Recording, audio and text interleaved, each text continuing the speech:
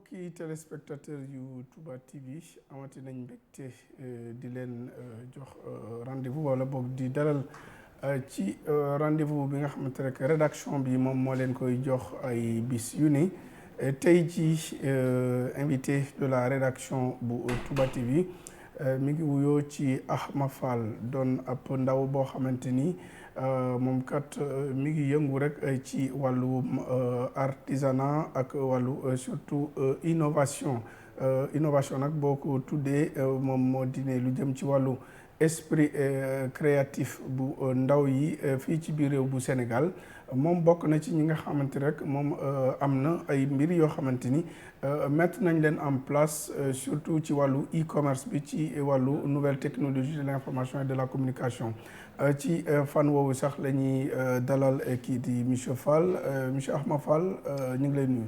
maa ngi lay fay monsieur Diouf. di la remercier ci invitation bi à cette émission. pour mën a présenter li ñu indi fii tey quoi.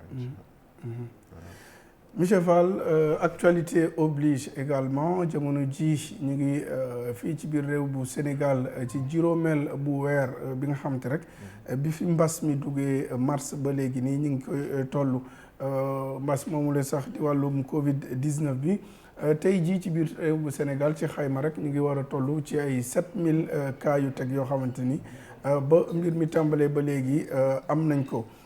ñu toll également ci ay plus de 5000 personnes yoo xamante rek wër nañu ci loolu 143 morts aujourd'hui plus de 2000 personnes yoo xamante ni ba léegi ñu ngi ci vraiment lalu hôpitaux yi loolu ban jàngat nga ci am laata ñu yegg si exactement ci li nga xamante rek moom moo di sa esprit créatif en cette période de pandémie.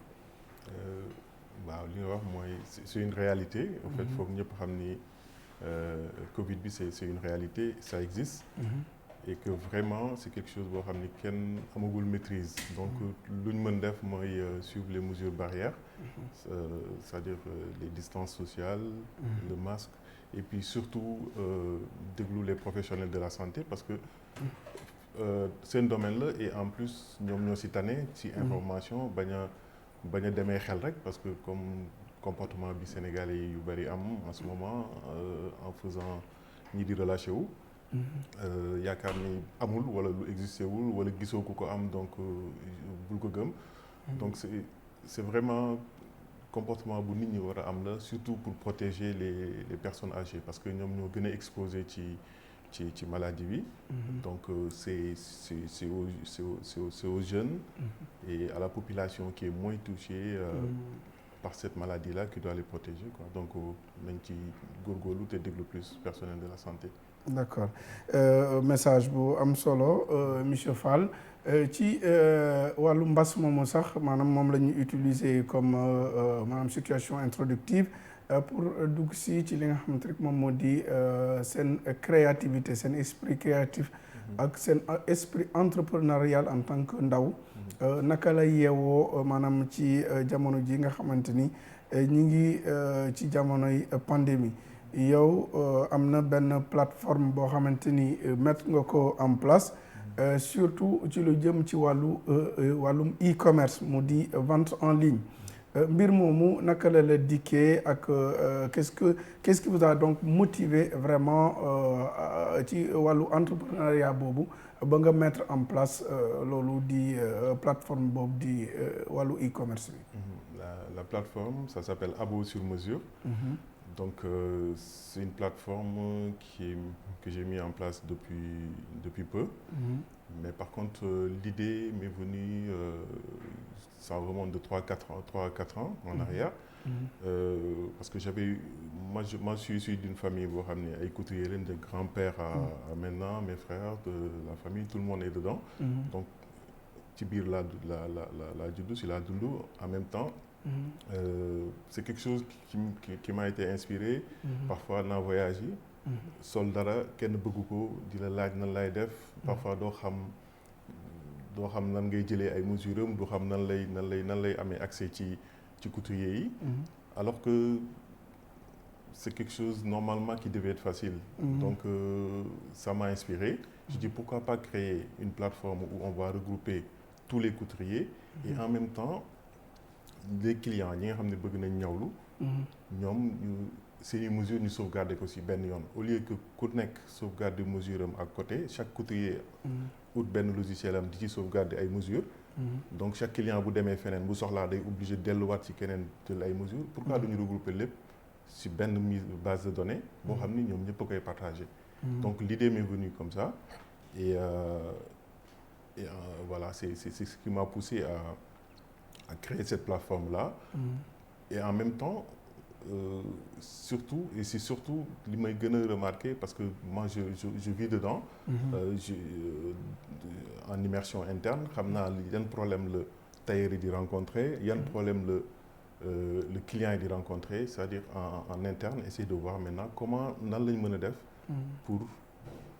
pour faciliter nit ñi seen liggéey c'est-à-dire que c'est juste en organisation parce que ce qu'on trouve le plus souvent du question wu c'est pas une question de pas pouvoir wala leneen mais parfois organisation mooy manqué nit ki de telle sorte que nit mën na ñëw jël ay ñaw ci période tabaski yu bari yoo xam ni normalement su organisé da koy ñaw mais puisqu'il est pas organisé lépp day tas lépp a koy réer donc finalement client bi day ñëw nga daw laxatu wala leneen donc tout ça au fait le seul problème c'est que c'est un manque d'organisation bu ñu organiser woo rek après liggéey bi day gën a yomb quoi voilà wax nga ko surtout ci maanaam idée bi fi mu la dikkee ak jamono ji plateforme bi yan avantage la am surtout côté ñaawlu boobu mais maanaam tey jii buñ seetloo surtout ci côté bi nga doon waxee da ngay voyager par yenn saay daje ak ay nit yoo xamante ni c'est depuis l'extérieur ngay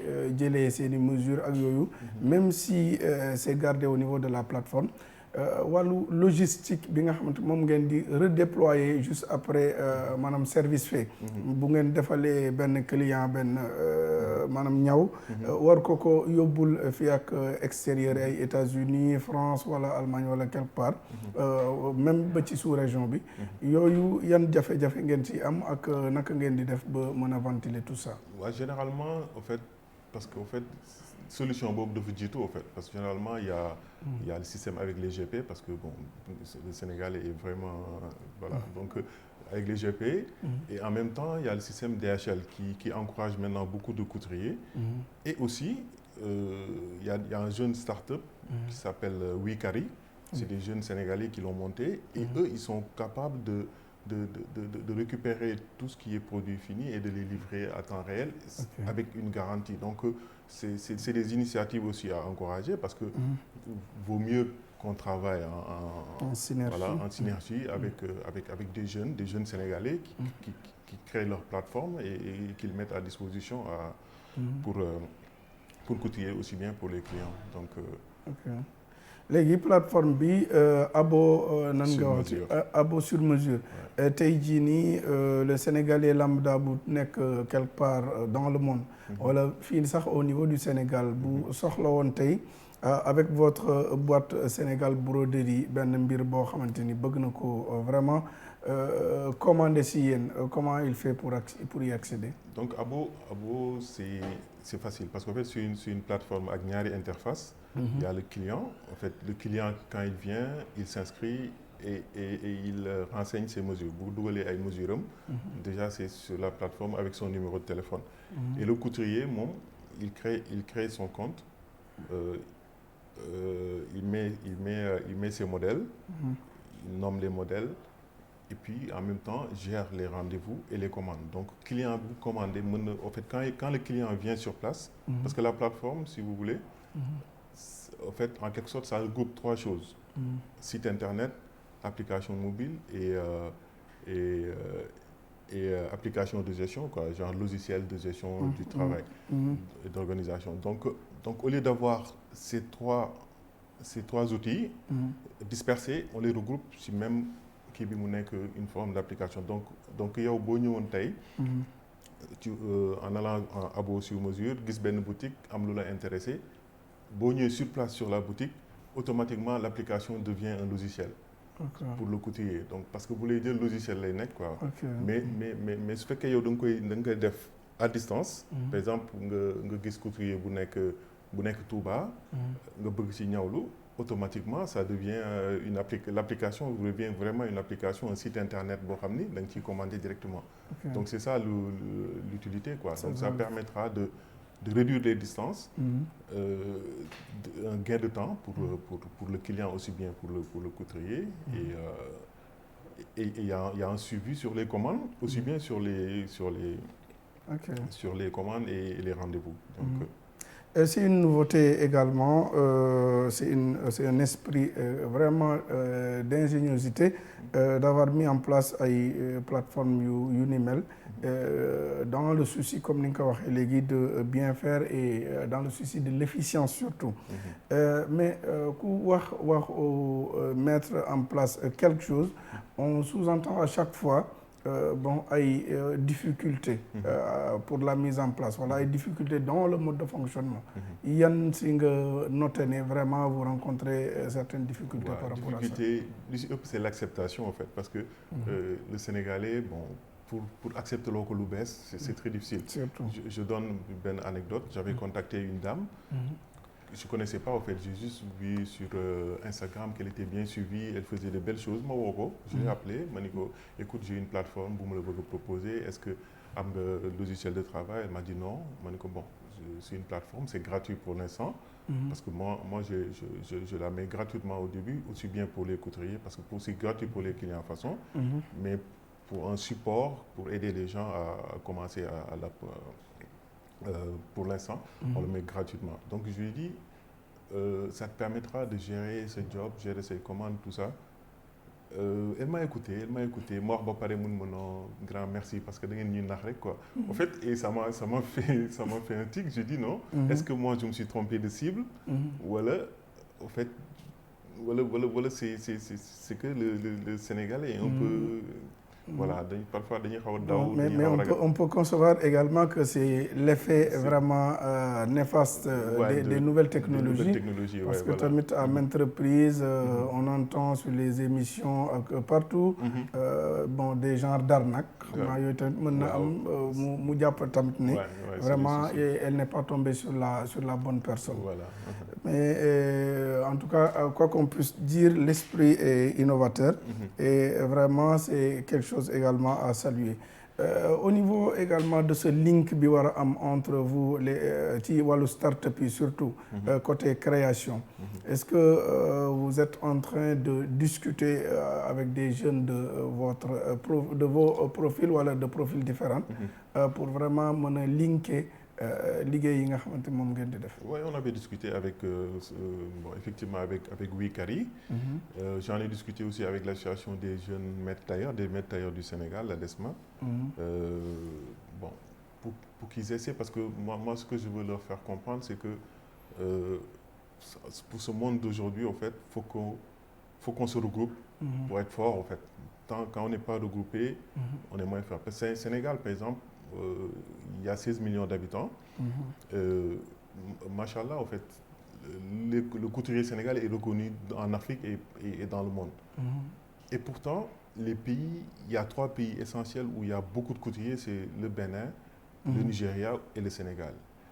Le marché HLM, par exemple, fonctionne grâce aux Nigérians. C'est l'effet Covid. Avec Covid, on voit un peu que il y a eu beaucoup de chiffre d'affaires qui est tombé parce qu'ils ne viennent plus, donc les commandes vont baisser. Donc tout ça, en fait, si vraiment on est bien organisé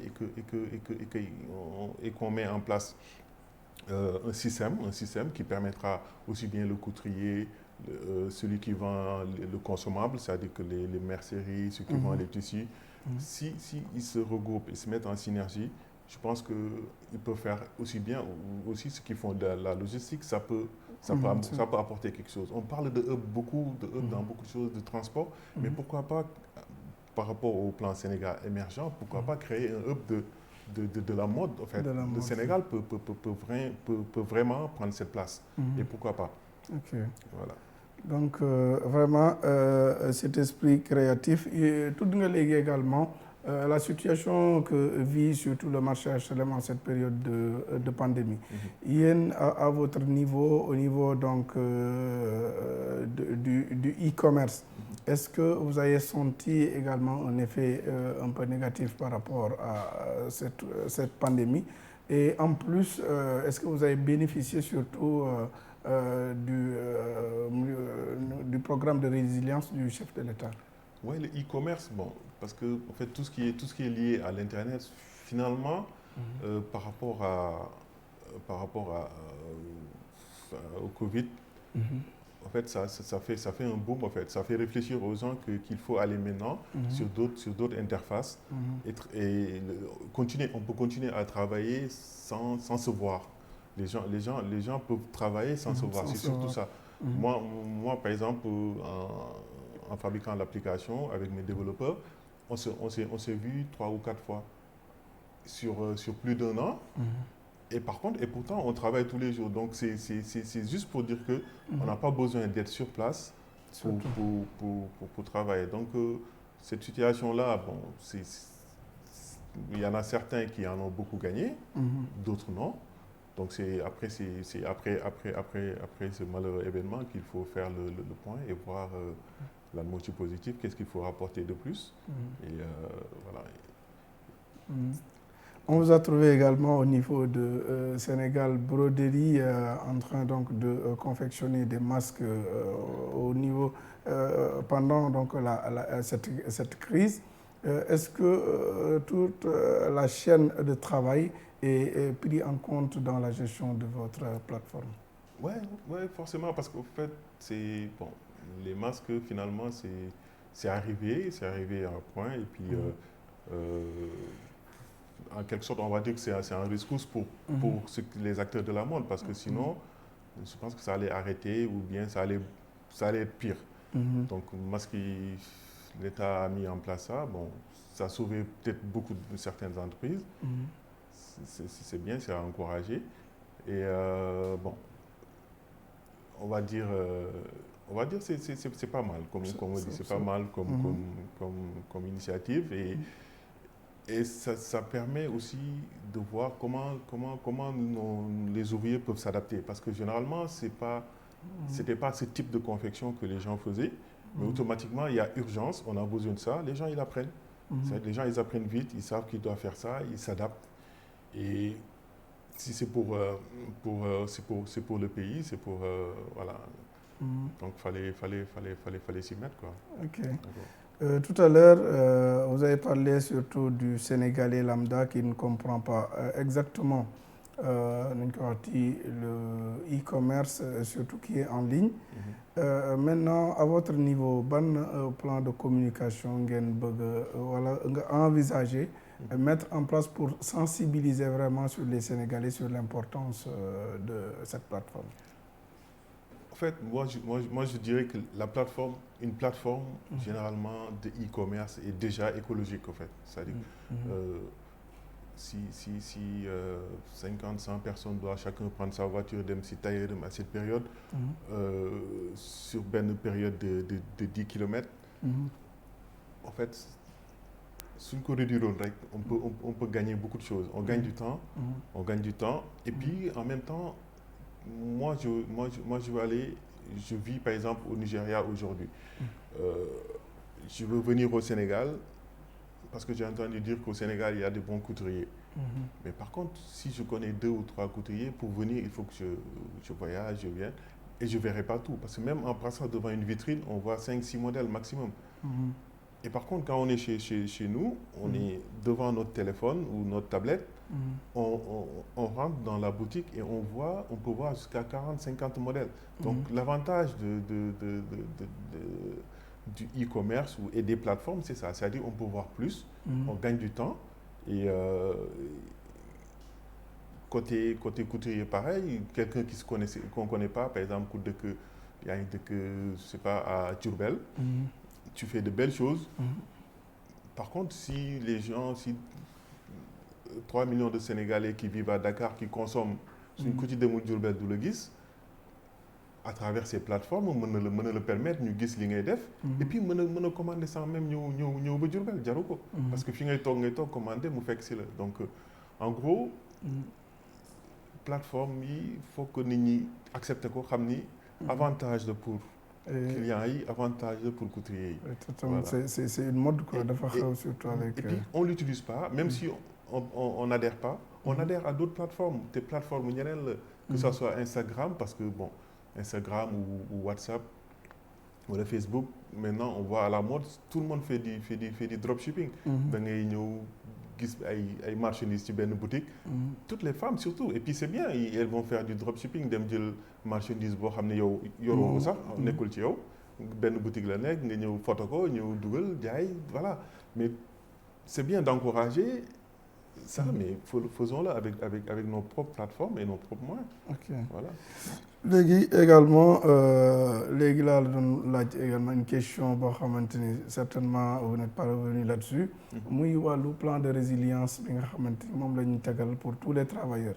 Est-ce que à votre niveau vous êtes organisé jusqu'à bénéficier de ce plan de résilience? Moi non en fait j'ai dû parce que je n'ai pas fait parce que bon comme je dis la plateforme je viens de la lancer. Et c'est sous fonds propres en fait. Voilà. Souvent j'en ai parlé, je me suis rapproché un peu à certaines directions, mais je n'ai pas encore de retour. Donc par rapport, parce que moi j'ai besoin juste d'accompagnement en fait. C'est juste qu'on accompagne, que par exemple, que ce soit une politique ministère de l'artisanat ou autre, pousser les artisans à utiliser ce genre de plateforme, que ce soit le mien ou une autre plateforme qui va se créer certainement. Mais c'est juste cet accompagnement-là et il faut que les gens écoutent parce que il y a des méthodes qui sont anciennes, mais il y a des nouvelles méthodes. Et souvent, c'est la jeunesse qui porte ça. Il faut que les gens aillent un peu vers eux, leur donner plus d'écoute, leur encourager en organisant des forums, des panels, des formations, des trucs comme ça. Et puis ça permettra à faire sortir ce que la jeunesse a dedans. Parce qu'il y a beaucoup de jeunes qui sont vraiment compétents à voir ce qu'ils font tous les jours. Mais s'ils n'ont pas un réseau ou un truc où ils peuvent montrer leur savoir-faire, souvent, ça reste dans les placards. Ok wax nga léegi ci wàllu forum yi nga xamante ni moom la ñu war a invité jeunes yi. wala yenn maanaam dajaloo yi nga xamante ni war nañ leen fa gën a mën a sensibiliser. ñu gis la également à travers le salon international de l'artisanat de Dakar. nga def benn présentation surtout sur cette plateforme. Quel a été l'objectif visé vraiment devant les artisans sénégalais et du monde entier? Voilà, c'est histoire que le Sénégalais accepte ñu nangu entre nous et puis que chacun parce que ce genre de forum là je le présente. Je présente un produit mais en partant je suis parti avec beaucoup d'idées encore parce que c'est ça en fait l'avantage. Mën naa ñëw am sama idée. Je l'ai développé ni lii la. nga fekk fa un professeur ou un truc bu ni la. Si tu rajoutes ça, si tu enlèves ça. En fait, c'est ça. Cet échange-là, dafay baax ci ça permet de performer, di defaraat et puis permettre aussi ñëpp ku nekk parce que aussi ça permet aussi aux gens yi nga xam ne xamuñu ñu xam aussi ni dara am na. mën nañ ci jàpp mën nga ko utiliser c'est un outil voilà donc ces genres de choses-là c'est à encourager quoi. Moi vraiment j'ai pas regretté de passer par le salon. Et ça m'a permis aussi de voir qu'il y a beaucoup de trucs qui sont formés comme atelier 221. Il y a beaucoup de groupes qui sont là qui sont vraiment et avec des personnes vraiment intelligentes qui te donnent des idées et qui partagent aussi leurs idées quoi. C'est intéressant. Ok. Vous avez pris part à ce salon en tant qu'artisan. Nan nga gisee la situation de l'artisanat au niveau du Sénégal et pour ce qui est de la politique du Made in Sénégal à extérioriser au niveau international ban recommandation nga ci joxe? Le Made in Sénégal, ça commence par la consommation locale. Pour moi, si on produit pour vendre ailleurs, ça devient plutôt des objets touristiques. Donc, en fait, et maintenant, au fur et à mesure, on se rend compte que toutes les choses qu'on produit sous forme en vêtements, il y a des jeunes qui savent le faire, rien qu'à regarder les comptes Instagram. Tous les jours, on voit un jeune qui fait un costume européen à la sénégalaise. En fait, on le fait ici, sur place, tout est produit ici. Que ce soit des costumes traditionnels aussi, ils le font. Donc, le Made in Sénégal, nous, on le commence. Il faut qu'on commence à nous, Sénégalais, à consommer ces produits avant même de penser à les exporter. Okay. Donc c'est un encouragement. C'est un encouragement que nous, on doit se faire et qu'on l'accepte aussi. Voilà.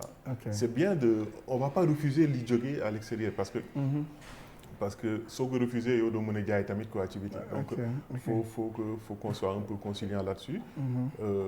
Être ouvert.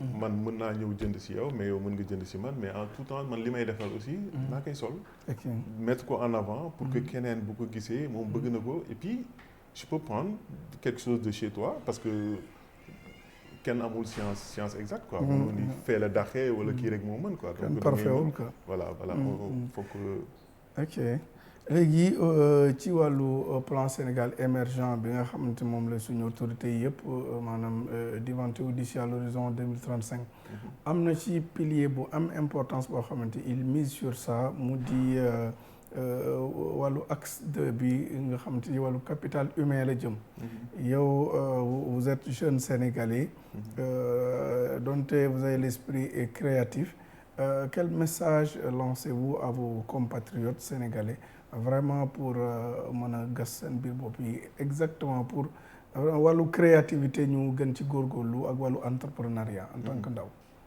Ouais, donc bon, créativité, c'est ça, en fait, si les gens créent des choses qu'on voit pas, c'est comme si on les crée pas. Il y a aussi ça. Donc faut que l'État mette en place ce que je disais tout à l'heure.